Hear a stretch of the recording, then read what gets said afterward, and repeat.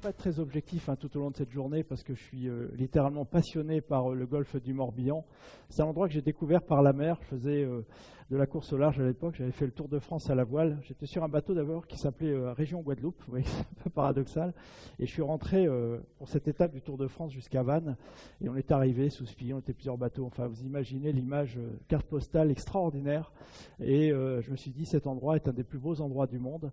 Et je ne suis pas le seul à le penser. Et depuis, j'y reviens régulièrement. Et c'est toujours un bonheur extrême. Je l'ai même habité pendant quelques années.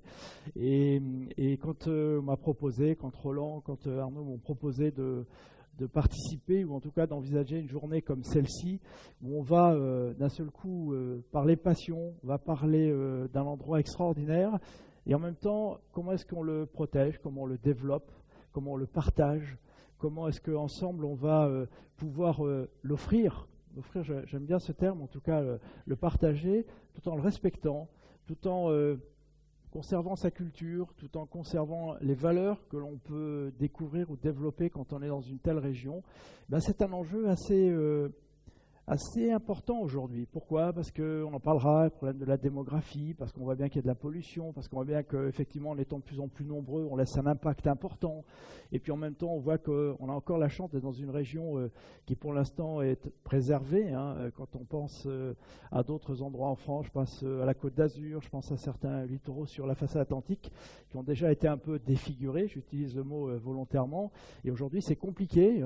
J'ai la chance, moi, de croiser plusieurs endroits comme ça. C'est compliqué dans ces régions-là, dans ces zones-là, de corriger le tir et de partir vers peut-être des cercles un peu plus vertueux. Ici, on a encore la chance d'avoir une zone, moi je pense, préservée, même si on pourra en parler, il y a peut-être déjà par endroits quelques excès, ou en tout cas à s'en prévenir. Eh bien, c'est un peu autour de tous ces sujets-là, avec beaucoup de transparence, beaucoup d'humilité. C'est vraiment quelque chose d'important. Moi, je participe, je suis engagé sur cette journée parce que je veux qu'on échange avec toute la transparence, toute l'honnêteté, avec des arguments. Il y aura probablement des opinions totalement opposées, mais qu'au moins on se fasse confiance, que chacun expose son expérience, que chacun en parle librement. Je crois que c'est ouvert au plus grand nombre.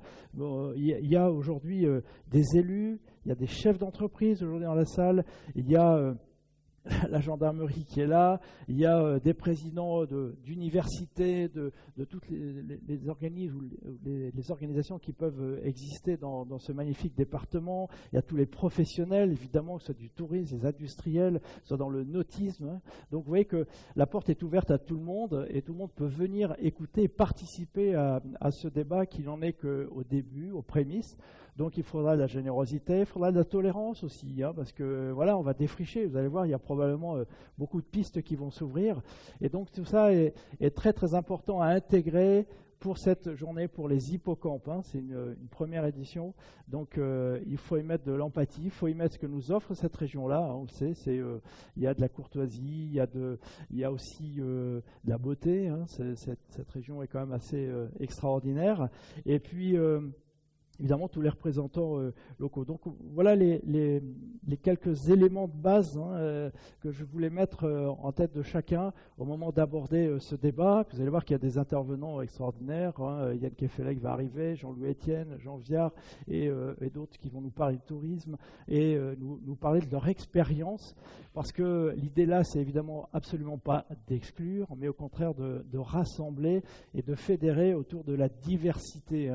Aujourd'hui, il faut accepter l'altérité, il faut accepter l'autre, même s'il est différent, mais qu'on se fasse confiance et qu'on échange pour construire cet endroit de manière plus, j'allais dire à la fois de manière plus ouverte et en même temps en le préservant. Et on le sait tous, quand on est passionné par l'endroit, que l'équation est compliquée. C'est un endroit qu'on a envie de partager, moi je le sais.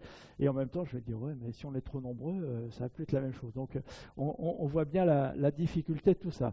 Alors, j'ai déjà été un petit peu trop long, on va rentrer dans le vif du sujet avec tout d'abord Roland Tabar qui va venir nous en parler, Roland Tabar qui est le président de l'Office du tourisme du golfe du Morbihan et qui va nous donner la genèse et puis lui aussi nous parler avec passion, parce que vous allez voir que tout au long de cette journée, il va y avoir de la passion, de l'empathie et du partage. Donc monsieur Roland Tabar, si vous voulez bien.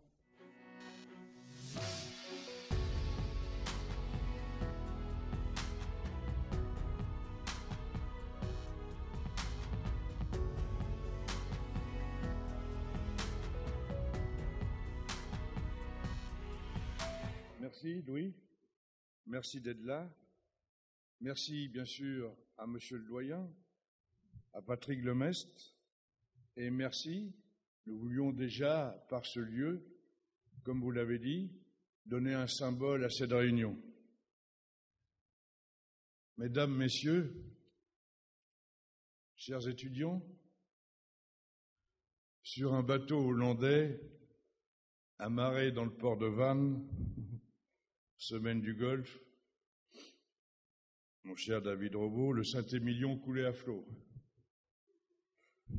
Le globe-trotteur, Louis Baudin, traçait son cap pour éviter le caillou d'Aradon et arriver à Port-Navalo. Deux passionnés, un expert, on a décidé d'investir dans les hippocampes.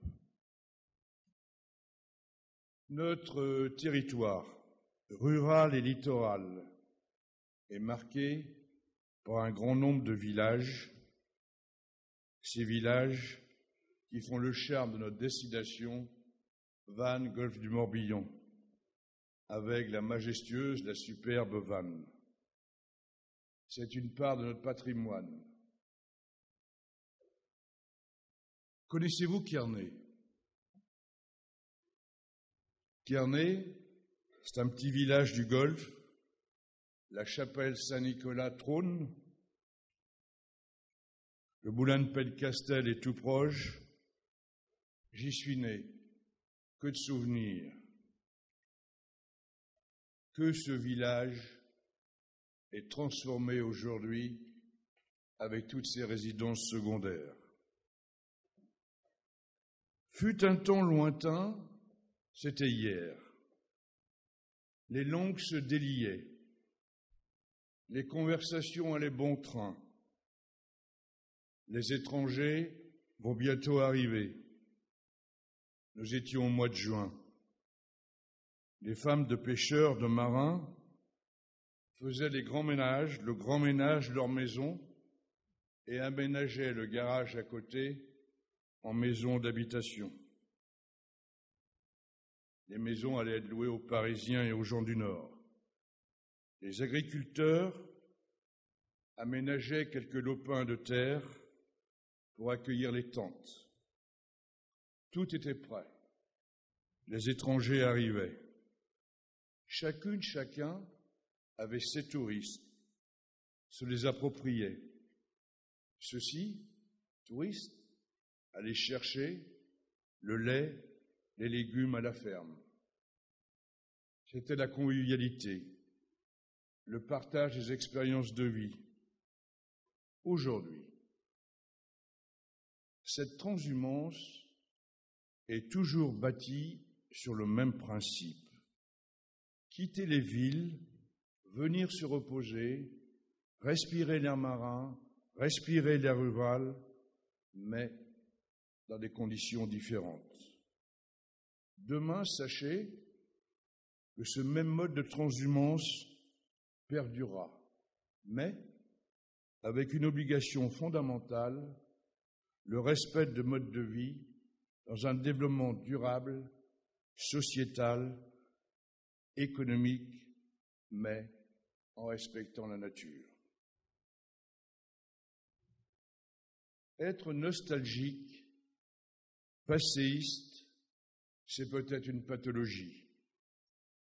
Être anti-tout, c'est une posture et un besoin d'exister dans l'intérêt personnel contre l'intérêt général. Être extrémiste du développement économique et financier, c'est bafouer l'état d'esprit des jeunes et des futures générations et entraîner la destruction du patrimoine de l'humanité, la planète. Donc, quel tourisme pour demain? Dans le cadre du développement durable et en référence au rapport du GIEC, il est urgent d'y répondre. Nous, et nous sommes nombreux ici, nous les politiques, savons que le tourisme est producteur de richesses et d'emplois. Nous, toujours les politiques, savons que l'investissement développe la création et la pérennité des entreprises. Nous encore savons que le tourisme est un élément majeur de qualité de vie des Français, un vecteur de la paix sociale et du mieux vivre ensemble. Nous-mêmes, ici, à travers le monde, nous sommes aussi des touristes. Nous voyageons. Sachez, disait Yvan Bourgnon, grand explorateur récemment, pour un poisson, dans les océans du globe, il y a 3 sachets plastiques. Notre privilège, notre destination, c'est la rencontre avec l'exceptionnel. La pépite, ces joyaux, le golfe du Morbihan. Nos balcons d'observation, de toute beauté, notre rural. La superbe, la dominatrice Vannes. Pour notre projet de construction d'un tourisme de demain, nous devons, c'est le but de la réunion, absolument écouter les grands observateurs de notre société de consommation, les philosophes, les aventuriers, les managers de l'économie, les sages, les politiques, vous, les jeunes, devons nous réunir. Dans cet amphi, professeurs et étudiants, vous êtes venus nombreux. Très modestement, pour vous, l'Office de tourisme voudrait être un déclencheur de réflexion et d'action pour demain. Ma conclusion. Doit-on parler d'éthique dans le tourisme? Un tourisme non destructif. Louis, à vous d'y répondre dans la journée. Merci à vous.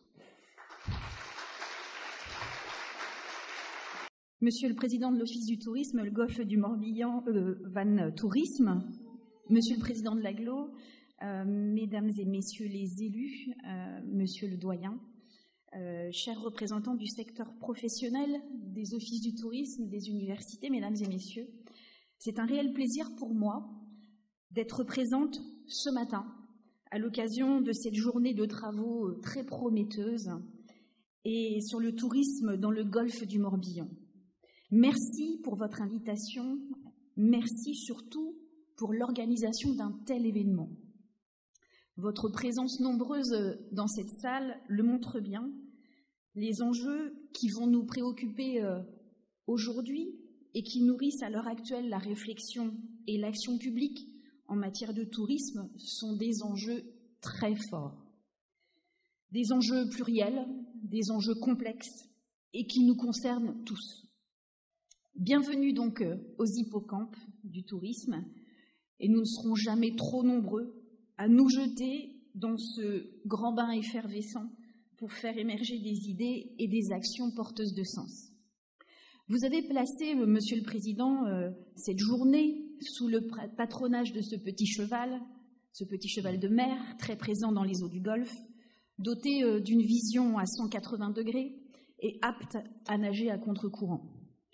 Vous savez que c'est une espèce très menacée, fragile, dont l'habitat naturel connaît une destruction croissante et qui doit adopter des stratégies particulièrement efficaces pour survivre.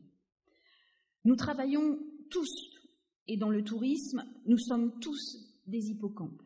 Et je rappellerai également qu'au niveau du Conseil régional de Bretagne, nous travaillons sur les transitions pour la Bretagne de 2040. Nous travaillons sur la Brescope, donc j'espère que vous en entendez parler. Et le tourisme fait d'ailleurs l'objet de grandes réflexions puisque les Bretons sont très attachés au tourisme durable et à la préservation de son environnement. Donc nous aussi, nous devons ici en local nous adapter en permanence pour répondre aux enjeux protéiformes du secteur.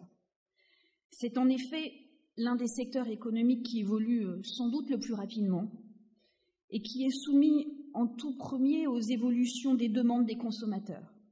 Nous avons aussi donc la nécessité de nager à la verticale être à la hauteur des attentes de nos visiteurs, mais également de nos concitoyens. À la hauteur aussi de notre réputation, de notre environnement et de nos ressources auxquelles nous tenons particulièrement. Et c'est de tout cela qu'il va être question aujourd'hui. Et en étant chargée du tourisme, évidemment, je trouve cela extrêmement passionnant. Car la question est bien celle-là, savoir de quel tourisme nous voulons pour le golfe du Morbihan, pour la Bretagne, qui vient aujourd'hui, peut-on partager sans abîmer? Est-ce que c'est possible? Peut-on à la fois utiliser et préserver? Mais son identité dans tout cela, comment nous la gardons? Et qu'est-ce qui profite réellement à l'économie locale? Il y a certainement mille et une façons de répondre. Plusieurs pistes vont sans doute émerger aujourd'hui et donc malheureusement je devrais vous quitter tout à l'heure pour accueillir le gouverneur du Shandong et je ne pourrai pas participer à vos travaux mais je suivrai ça de façon très attentive. On le sait bien, le tourisme transforme les paysages, il impacte l'environnement de nos territoires, il pose la question de la position, de la pression sur l'environnement, de la gestion de l'eau, des déchets, de la biodiversité. Et en Bretagne, nous avons pour l'instant deux gros atouts protecteurs, une relative résistance au bétonnage et une météo parfois joueuse. Mais si les prévisions sur le réchauffement climatique se confirment, la tendance pourrait s'inverser. Nous avons vu cet été, dans les fréquentations, Jessica nous en parlera aussi tout à l'heure, nous avons vu beaucoup de touristes venir du sud de la France se réfugier, entre guillemets, en Bretagne. Donc, quid des années à venir? Et en même temps, ici plus qu'ailleurs, une voie de développement territorial durable ne pourrait-elle pas se dessiner, qui permette un vrai essor économique dans le respect de l'environnement et des populations, qui contribue à patrimonialiser, à mettre en valeur la qualité environnementale d'un territoire. Des temps d'échange comme ceux proposés aujourd'hui sont essentiels pour à la fois dresser le constat de ce qu'est le tourisme dans notre territoire, identifier les tendances de demain et partager une vision sur les actions à mettre en œuvre de façon collective. Ce que je crois, c'est qu'un séjour dans cet endroit magnifique doit rester unique. Un territoire comme celui du golfe du Morbihan doit creuser le sillon de sa singularité. Donc travailler ce que le grand voyageur et ethnographe breton Victor Segalen appelait l'esthétique de la diversité. Je suis convaincue que d'un point de vue économique comme environnemental, le tourisme est un enjeu majeur, mais majeur pour notre territoire. Je n'oublie pas non plus le troisième pilier du développement durable, l'aspect sociétal. Le tourisme des Bretons en Bretagne, le loisir, le temps libre, mais cela, Jean Viard vous en parlera tout à l'heure bien mieux que moi. En tout cas, je vous remercie, Monsieur le Président, de m'avoir invité à l'ouverture de cette journée. Je vous souhaite une très belle journée de travaux et je serai très attentive aux résultats que nous pourrons travailler ensemble. Merci à tous. Madame la vice-présidente de la région, Monsieur le vice-président de Vannes Golfe du Morbihan, Vannes Agglomération, Monsieur le maire de Vannes, Monsieur le directeur, Monsieur le doyen, Monsieur le président de l'Office de tourisme de l'agglomération. Mesdames et messieurs les professionnels, les élus, les étudiants, tous ceux qui se sentent concernés par cette rencontre, cette première rencontre du genre, merci d'être là et ça fait plaisir de voir l'amphithéâtre quasiment rempli. Évidemment, Golfe du Morbihan, Vannes Agglomération, qui est l'outil qui porte l'Office de tourisme, présidé par Roland, maire d'Arzon, a une mission bien particulière, la promotion du tourisme qui s'inscrit dans la mission du territoire, de l'agglomération, sur son volet économique. Historiquement, je dirais, le tourisme, depuis au moins une centaine d'années, a du sens. C'était avant la naissance de Roland à Kearney. Voilà. Mais ce que je veux dire, c'est que nous sommes sur un territoire béni des dieux. Oui. Jusqu'à maintenant, il a été à peu près préservé, protégé, ce sont les termes que vous avez utilisés. On peut le juger notamment quand on fait le tour, ne serait-ce que le Tour de France, à la voile ou à vélo, je ne sais pas, mais on voit les différences. Ce n'est pas suffisant.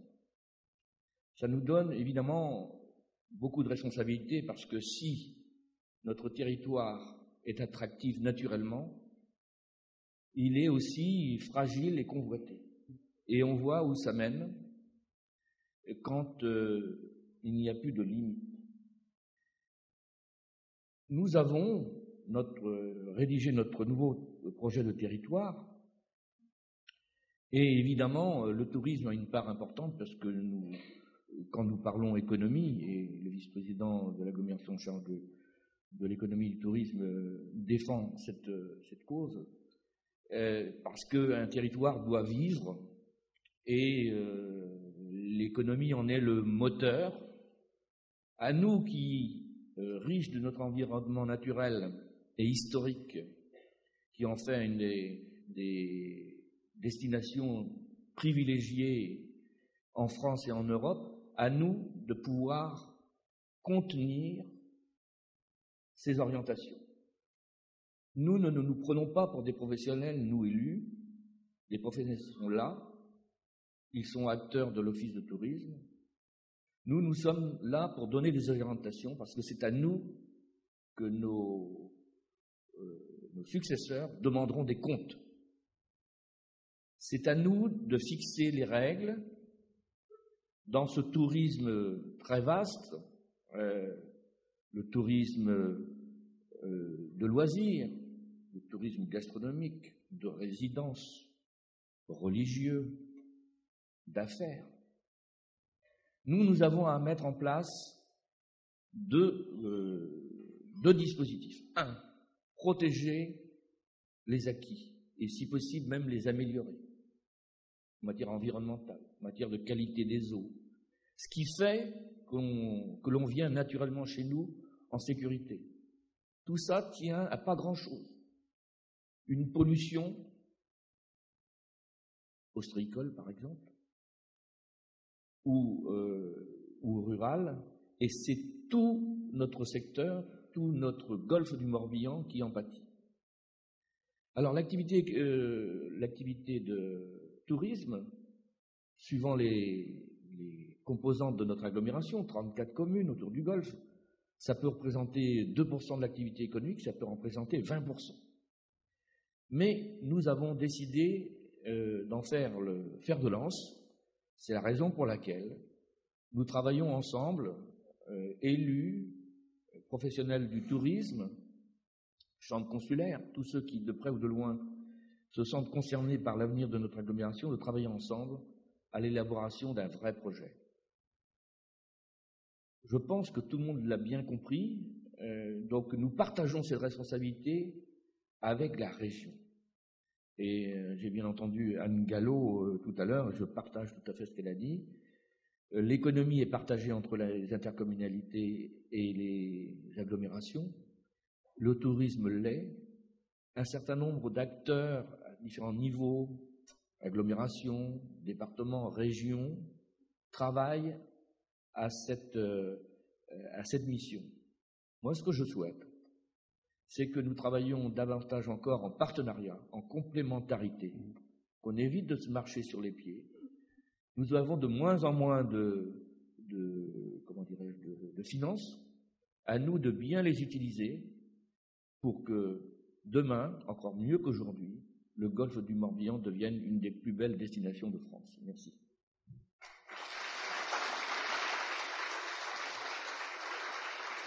Madame la vice-présidente, monsieur le président, monsieur le maire, mesdames et messieurs les élus, mesdames et messieurs, chers collègues, quand j'ai été sollicité il y a quelques longues semaines maintenant par monsieur Burel et monsieur Tabar pour vous accueillir dans cet amphithéâtre, j'ai pas hésité très longtemps. Je considère que la mission de l'université est d'être en pleine phase avec son territoire et je trouvais que cette journée dédiée au tourisme correspondait assez bien à ce pourquoi nous existions aussi dans cette ville, dans ce territoire. Alors, au-delà du plaisir que j'ai à vous accueillir évidemment pour cette journée, les liens entre l'université et le tourisme vont un peu plus loin, bien évidemment.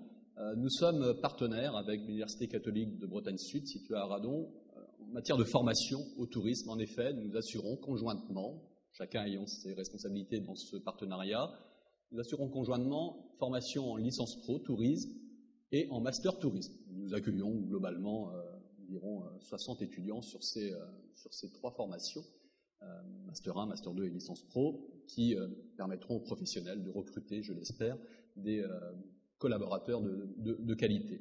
Et puis moi-même, j'étais au Cambodge il y a quelques semaines pour négocier avec l'Université royale de Phnom Penh un partenariat relatif à ces formations.